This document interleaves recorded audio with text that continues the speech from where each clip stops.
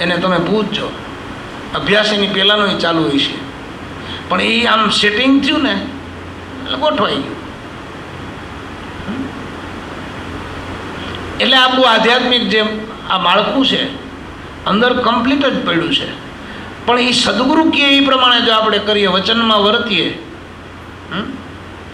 આ નામના રંગમાં રંગાઈએ અને સંપૂર્ણ આપણા બધા મનના તરંગો, વૃત્તિઓ, આ તે બધું એક બાજુ કરી અને સદગુરુને સેવા કરીએ તો આપણી આ ભવભવની જે ભૂખ છે ને એ ભાંગી જાય. આમાં કાંઈ ભગવાને ઓછું નથી આપ્યું. આપણા યોગીઓએ પણ આગળના સતયુગના, ત્રેતાના, દ્વાપરના, અત્યારના કલયુગ બધા યોગીઓએ પણ સાબિત કરીને બતાવ્યું છે કે એકવાર યોગ સિદ્ધ થઈ જાય પછી તમારે ખાવું ન પડે, પાણી પીવું ન પડે. માલિકો અમૃત એટલું છે, આપણી જ અંદર અમૃત છે, આપણને ખબર નથી. હવે આપણું પોતાનું છે, હવે એમાં કોઈ જૂટવી તો જાતું નથી, પણ આપણને ખબર નથી ને એટલે આ બહારનો કચરો ખાવો પડે ને 8 પોર દૂધપાકના ઓટકાર આવ્યા કરે. જો એ અમૃત મળી જાય તો. સતાર બાપુએ એમ કીધું કે ઉર્ધ્વમુખ કૂવો બેની ગગન મંડળમાં માહી અમૃત ભર્યું છે પાણી, મને બોલાવે સદગુરુ જ્ઞાની.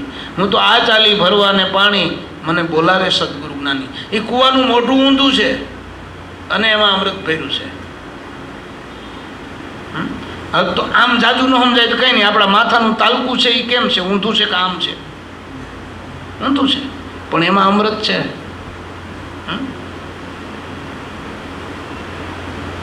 ગગન મંડળમાં બેની ઉર્ધ્વમુખ કૂવો અને માય અમૃત ભર્યું છે પાણી, મને બોલાવે સદગુરુ જ્ઞાની. પણ ત્યાં પહોંચાશે ક્યારે? તો કે આપણી જે આ બધી જે વે છે, જે આપણી બધી નાળીઓ છે, એ જ્યારે ક્લિયર થશે રસ્તા, તો અહીંયા સટાક દઈને પહોંચી જવાય. જોકે સાચા સંત, મહાપુરુષ કે સદગુરુ એનો પણ એની પરવાર રાખતા નથી. કેમ કે હજી એનાથી આગળ જવું છે આપણે. આપણા જ શરીરની અંદર અમૃત નહીં, 21 બ્રહ્માંડ અને 14 લોક આપણી અંદર છે. હવે આપણને તો આ 2-4 ગલીઓ ઘાટકો પરની દેખાય, એટલામાં એટલા માટા મારી એમ ગુંડલા જાય ત્યાં એ દેખાય. એ ઝાડવા ને એ ડુંગરા ને બસ ઓળખતા હોય એટલા ને એટલા મગજમાં ઘૂમા કરે. આગળ શું છે એ ખબર ન હોય. પણ સર્વજ્ઞ, એક સર્વદાતા, સર્વ સંકલ્પોના સિદ્ધ એવા સત્પુરુષ, એને સેવી લ્યો ને, જુઓ મજા. નિયમિત બનો, એમાં નિયમિત બનવું જોઈએ.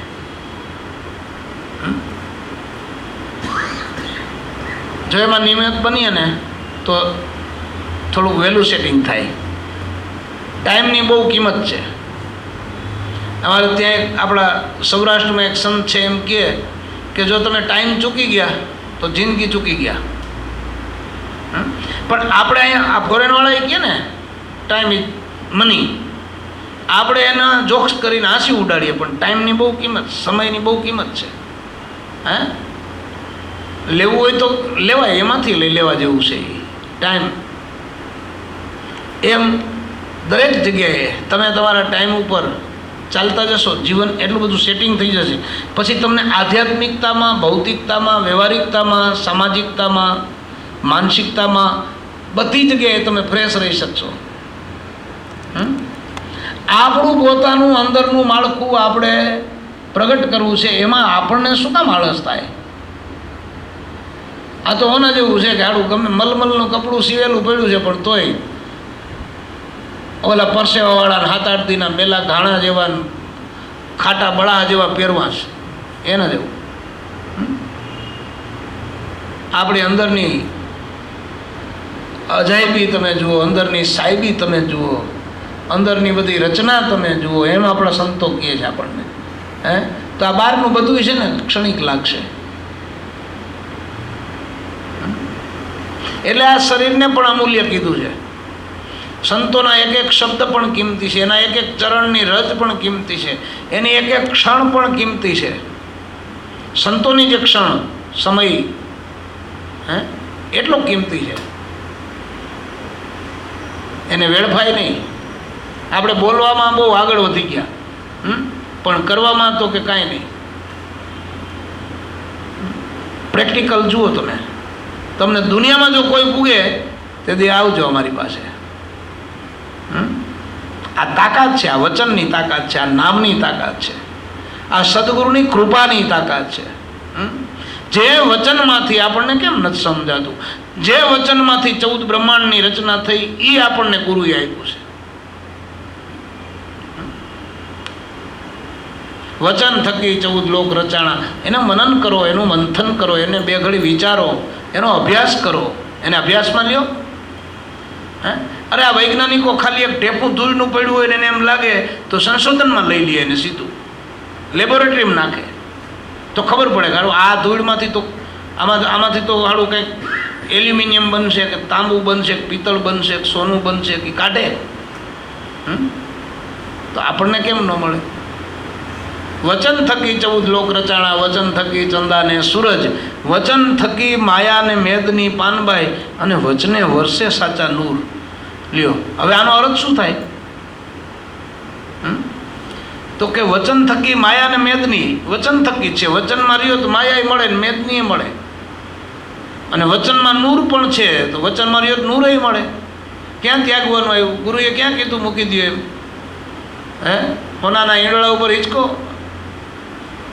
સંપૂર્ણ વચનમય થઈ જવા જોઈએ, મનથી, સુરતાથી, વિચારોથી, મનન ચિંતનથી. ક્ષણે ક્ષણે ક્ષણે ક્ષણે ચલાયમાન થઈ જવું ને. ગંગા સતીએ બહુ સારી વાત કરીશ. એને એને અધૂરિયાપણું કહેવાય. નથી મારા ઘણા ખાલી એક હાથમાંથી કપ રકાબી, પ્યાલો ફૂટી ગયો, પાણીનો ગ્લાસ ઢોળાઈ ગયો, અપસેટ થઈ જાય. હવે હકીકતે કોઈએ કીધું ન હોય, કાંઈ ન હોય. એમ નહીં. અને ઓલું તો જનક રાજા જેવું, આખી જનક નગરીમાં આગ લાગી તોય નાતો તો હે, જાણે કોઈ મહાસાગરમાં મગર પડ્યો હોય એમ. હે, બરાબર. તો આપણી અંદરની જે આ બધી શુદ્ધિ છે, નાળીઓ છે, આધ્યાત્મિક નાળીઓ, એમાં બહારનું કોઈ સાધન હાલે એમ નથી. મારા બાયણે ગમે એટલા દેહના વેહ કાઢે, દાઢીઓ વધારે, જટાઈઓ વધારે, માળાઈ ઊંડો એક પહેરે, ઓલો નંગ પહેરે ને ઓલો નંગ પહેરે ને, હે, કાળા પીળા લાલ સફેદ કે ગમે એવા લુગડા પહેરે, ગુફામાં જાય કે ડુંગરની ચોટી માથે જાય, એમ નહીં. કેમ કે એ બધી ક્રિયા છે બહારની, અને આપણે જવું છે અંદર. ગંગાએ જવું છે ને, ગંગામાં નાવું છે ને. તમારી માલિકો ગંગા છે, ગુરુ એ પણ બતાવે. કેવડો મોટો આપણો ધોળો મટાડી દે, ધક્કો મટાડી દે, ખર્ચ ખોટીપો બધું મટાડી દે. ગંગા માલિકો છે. ગંગા જમુના સરસ્વતી, એની થાપો તમે થાપના. ગંગા જમુના અને સરસ્વતી, એની થાપો તમે સ્થાપના. સંગમ ત્રિવેણીમાં નાઈ લ્યો, ગંગાજીના ઘાટમાં. હે પહોર આઠે જાપ જપો, જગત જાણોય જાપમાં, જગત જાણોય જાપમાં. સોહંગ શબ્દને સાંકળો તો અલખ બોલે આપમાં. એ મર્યાદા, એ રીત, એ રેણી આપણને હોય. આપણે સદગુરુ સામે કેવું વર્તીએ છીએ, કેવી મર્યાદા રાખીએ છીએ, એની શરમ રાખીએ છીએ, એની આપણને બીક છે, એનો ડર છે, એનો જરાય ભય છે, એના ઉપર આપણને વિશ્વાસ છે, પ્રેમ છે, ભાવ છે. હે, પછી જુઓ,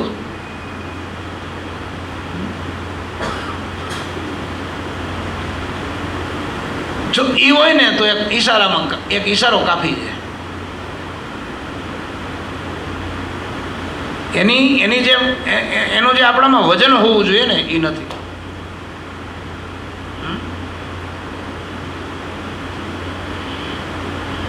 જે એની મર્યાદા છે ને એનો પડ્યો બોલ ઝીલાવો જોઈએ. ત્યારે થાય. તો શું કામ જન્મ લેવા પડે ભાઈ? હે, એવા આપણે કંઈ પાપ નથી કર્યા ને એવા પાપ કર્યા હોય એને સદગુરુ મળે નહીં. એવા અકર્મ કર્યા હોય એને ગુરુ ન મળે. બાપા તો અમને એવું કહેતા, લ્યો કે આપણે કાંઈ જેસલ જેવા તો પાપ નથી કર્યા ને. એ એવો અકર્મી હતો તોય તરી ગયો, જેસલ એને તાર્યો. ગુરુમાં ક્યારેય કલંક આપણે ન જોવું. ગુરુમાં ક્યારેય એનું પાપ કે કર્મ ન જોવું. તો ગુરુ મહારાજ આપણા બધાય કલંક ધોઈ નાખશે, આપણને નિષ્કલંક બનાવશે. આપણી અંદરની નાડીઓ બધી એકદમ રેગ્યુલર કરી દેશે. કદાચ ક્યાંક આડાવડી હોય ને એ આમ પકડીને ગોઠવી દે, સેટિંગ કરી દે. કેમ કે આખા અંદરના એ જાણકાર છે, એ માહિતગાર છે, એ ભૌમિયા છે. કેમ કે આમાં આ બધું કરવું પડે એનું કારણ એ છે કે ક્યાંક જો આમાં ફોલ્ટ રહી જાય તો શોર્ટ લાગે. આ બહારની લાઇટની વાત કરું છું. એમ આમાં પણ જરાક જો ક્યાંક મિસ્ટેક રહી જાય આપણી સાધકની, ત્યાં સુધી સદગુરુ જુએ, એને સત્સંગથી સમજાવ્યા, એની ધીરજને દાદ દેવા જેવું છે. આપણો દીકરો 1 વાર 2 વાર 3 વાર ન માને તો આપણે ગરમ થઈ જાય, આપણને ક્રોધ આવી જાય ને. હળવાને કહું છું, માનતો જ નથી.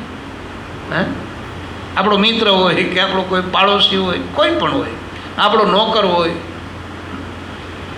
પણ ઓલો તો એ તમને કહો શાંત હોય, એ સમજાવ્યા જ કરે. સમજો બસ. એટલે આપણે ઘણી વાર કહીએ સમજાઈ જશે ને સાધના પૂરી થઈ જશે. સમજી લ્યો. એટલે ગંગા સતી એક ભજનમાં કીધું છે, શાન મારે શાન એક ગુરુજીની કહું પાનબાઈ, જેથી થાય રે હરી કેરી એ જાણ રે. એ શાનની શાન એક ગુરુજીની કહું પાનબાઈ, એનાથી થાય હરીની જાણ. ખાલી કહું ત્યાં જ. કેવી વાત! શાનની શાન એક એવી કહું પાનબાઈ કે જેથી થાય હરીની જાણ. એ શાનની શાન શું? એ આપણને સમજાઈ ગયું. બસ અનેક રીતે સંતોએ સમજાવ્યું. ખાલી આ ઉપરની ગોખેલી વાંચેલી વાતો નથી, પ્રેક્ટિકલ છે. અને જરાક અંદર ગયા ને પછી બોલવાની ભાન નહીં રહે.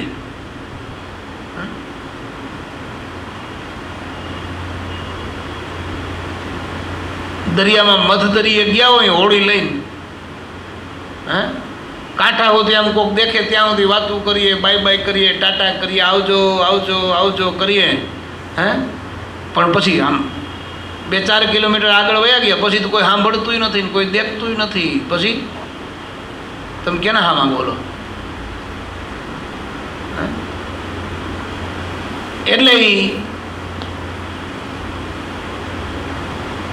એ વસ્તુ અંદર ગયા ને પતી ગયું, ગાયબ.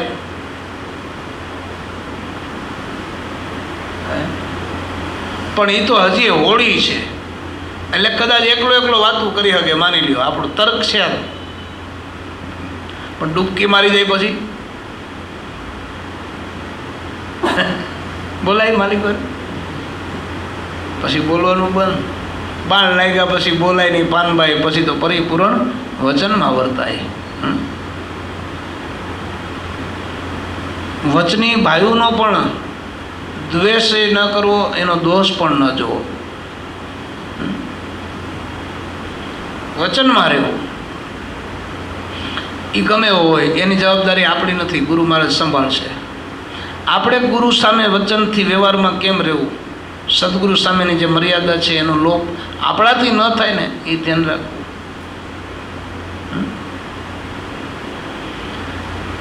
કેમ કે વચનથી જ આ બધું રચ્યું છે.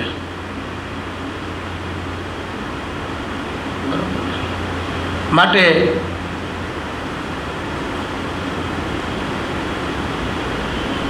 સતત વચનની, નામની અને સદગુરુની જે મર્યાદા છે, એની જે રેણી છે, આપણને એનો ભય લાગવો જોઈએ. બીજું જાજુ નામ છે એની આપણને ગરજ હોવી જોઈએ.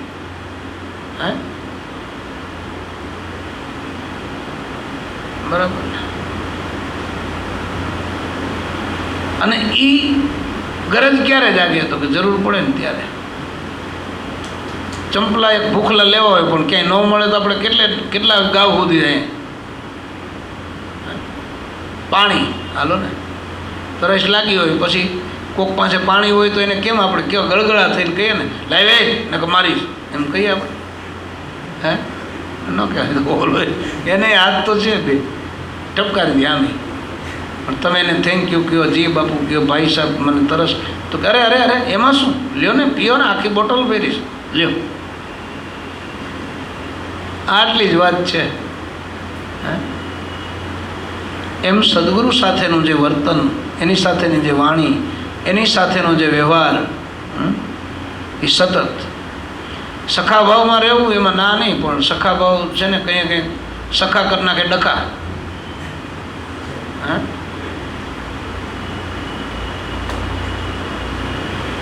એટલે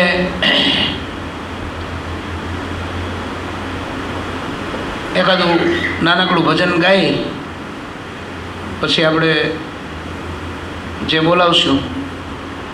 પણ મને ગમે છે, તમને ગમે છે, ઘણી વખત ગાયું છે, પણ આ લાઈનમાં અનુકૂળ છે આ વિષય ઉપર, એટલે મને યાદ આવ્યું. આ નિજ નામનો દીવો બળે, જ્ઞાની નર એમાં સુરતા ધરે, પ્રકાશ આવે નિજ અંતરે, વિવેકથી વાતું કરે. ખાલી એક શબ્દ વિચારી લ્યો ને, આમાં એમ ક્યાંય આવ્યું, કોઈનું નામ આવ્યું? નિજ નામ. નિજ એટલે શું? નિજ એટલે પોતે, નિજ એટલે સ્વ, નિજ એટલે આત્મા.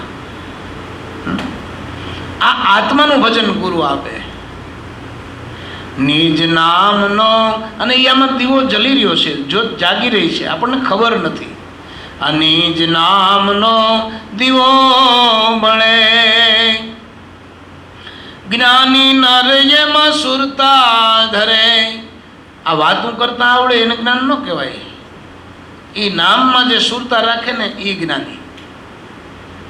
દીવો બળતો હોય પણ માલિકો મહેશ ચડી ગઈ હોય ફોટામાં તો દીવો દેખાય નહીં. એમાં આપણને મહેશ ચડી ગયા, દીવો બળી રહ્યો છે, પણ સદગુરુ છે ને એ સાફ કરી નાખે સત્સંગથી પોતા મારી મારી.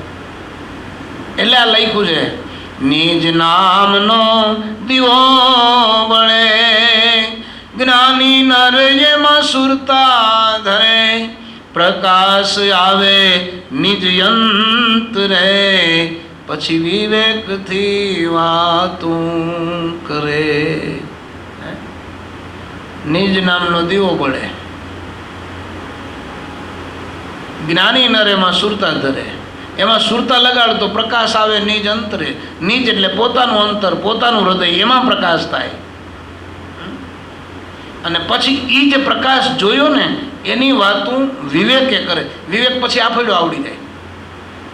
કેવી રીતે વિવેક આવડી જાય એ તમને એક દાખલો આપું કે આપણે 4-5 છોકરા હોય, એમાં એક છોકરો 2 વર્ષનો હોય, એક 4 વર્ષનો હોય, એક 6 વર્ષનો હોય, એક 8 વર્ષનો હોય, એક 10 વર્ષનો હોય, એક 20 વર્ષનો હોય.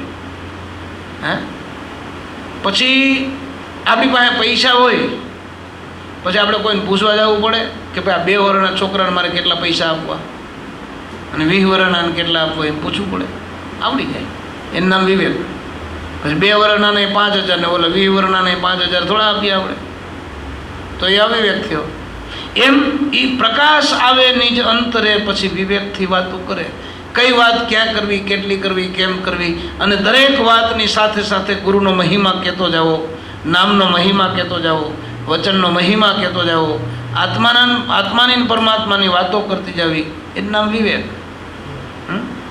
નિજ નામનો દીવો બળે, જ્ઞાની નર એમાં સુરતા ધરે, પ્રકાશ આવે નિજ યંત્રે, વિવેકથી વાતું કરે. આ ભવજળ બંધન તોડવા સાચા સંતોને સેવીએ. આ ભવજળ બંધન તોડવા સાચા સંતને સેવીએ. જ્ઞાનને એની સમજણ લઈને એકાગ્ર ચિત્ત જોડીએ. આ ભવજળ બંધન તોડવું હોય તો સાચા સંત મળવા જોઈએ, સાચા સદગુરુ મળવા જોઈએ, અને મળ્યા પછી એને સેવવા જોઈએ. આંબાનું ગોટલું આવીને પછી 8 દી પાવા જાય ને, મહિને દી જાય ને, 12 મહિને એકવાર જાય તો આંબો મોટો ન થાય. કાયમ પાણી પાવું જોઈએ, એની કાયમ રખોપવું કરવું જોઈએ, નજર રાખવી જોઈએ. કદાચ આંબો વધતો હોય પણ માથે ક્યાંક જીવાંત ઈયળ આવી ગયું, કાંઈ રોગ આવી ગયો, કાંઈ કુકડીઓ આવી ગયું, હું થયું ખબર ન પડે. ભવજળ બંધન તોડવા સાચા સંતોને સેવીએ.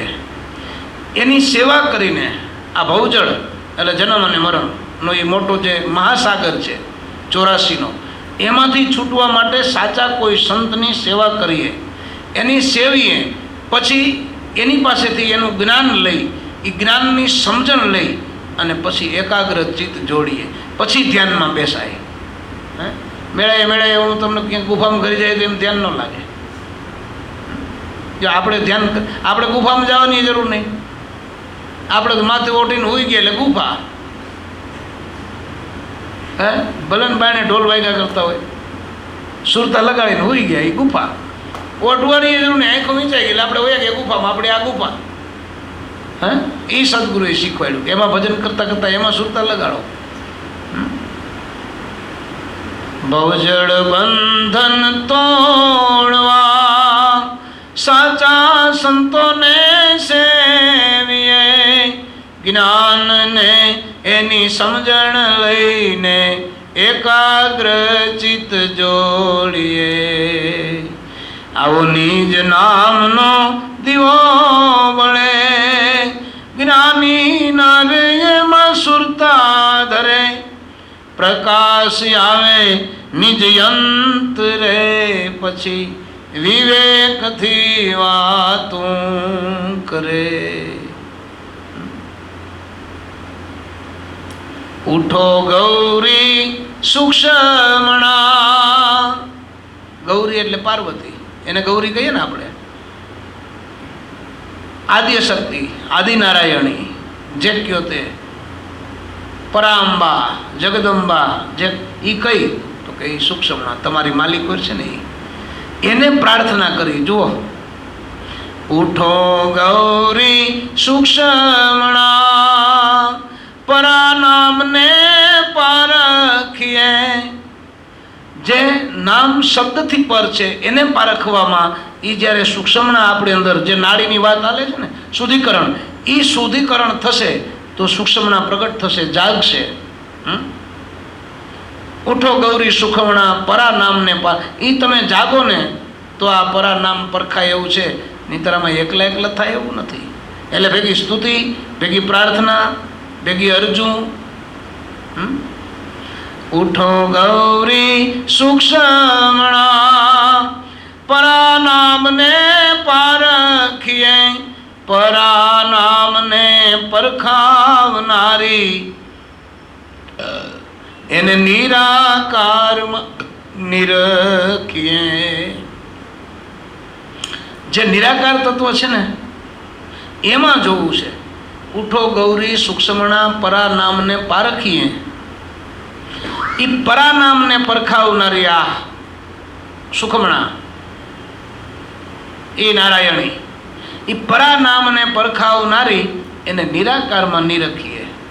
એ પાછું એનું રૂપ છે એ નિરાકારમાં, પણ આખું જે આખું નિરાકાર છે ને એનો જે થર છે ને એનાથી ઉપર એક સગુણ સ્વરૂપ, સાકાર સ્વરૂપ છે. એ તમારું સાચું સ્વરૂપ છે. એટલે સદગુરુની જરૂર પડે.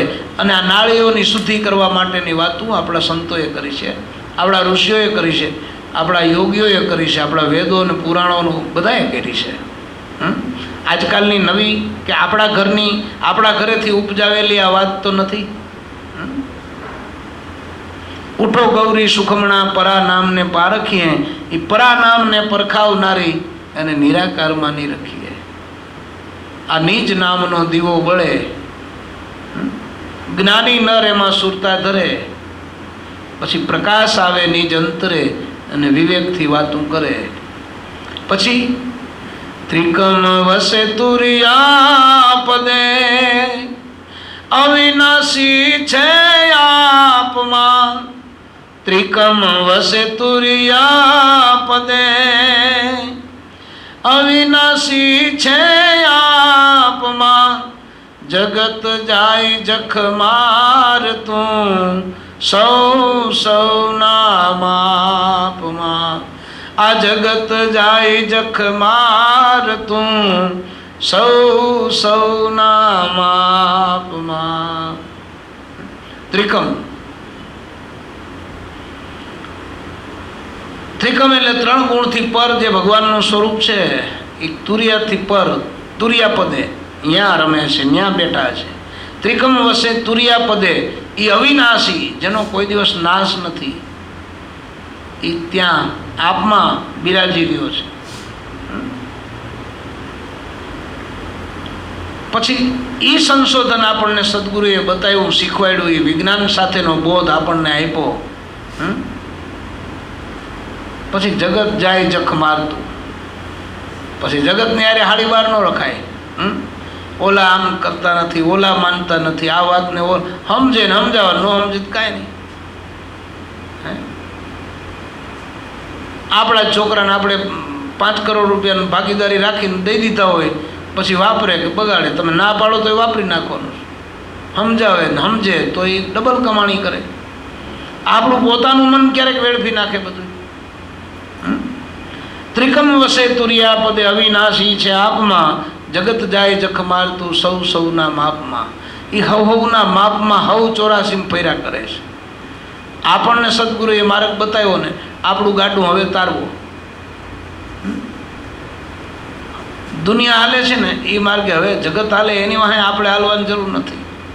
હવે તો સદગુરુના પગલે પગલે હાલો, એના ચિંધેલ માર્ગે આપણે હાલવાનું છે. તો આપણો આ ભવસાગર, આ ફેરો જે મળ્યો છે ને એ સફળ થઈ જાય. અને આપણને જે આ વચન મળ્યું છે, એ વચનનો ઉગાવો આપણી અંદર થાય. પૂજન છે. હા, એટલે એવી રીતે આ ત્રિકમ સાહેબ આપણી જ વેલના એક સંત થઈ ગયા. એણે આ ભજન લખ્યું છે. કેવી સરસ વાત છે. 4 કડીના ભજનમાં આખા યોગની વાત કરી નાખી, સંપૂર્ણ ભક્તિપદની વાત કરી નાખી, સંપૂર્ણ જ્ઞાનની વાત કરી નાખી. એટલે વળી પાછા કાલે મળશું. આજે પૂનમ છે, આપણે ત્યાં ગુંડળામાં ઘણા બધા ભક્તો આવ્યા છે. આજે ત્યાં પણ ભજન સત્સંગ આનંદ ઉત્સવ હાલી રહ્યો છે. અને જેની સાથે બધાની સાથે સવારે મારે ફોનમાં વાત થઈ છે, બધાએ આપણા અહીંના સત્પરિવારને જે ભગવાન કીધા છે અને ખૂબ ખૂબ યાદી કરી છે. જય ભગવાન. સર્વદાતા સદગુરુ ભગવાન સત હરિરામ બાપાની જય. જગતજનની જગદંબા સતમા મણિમાની જય. સર્વદાતા સદગુરુ ભગવાન સત બાપાની જય. જગતજનની જગદંબા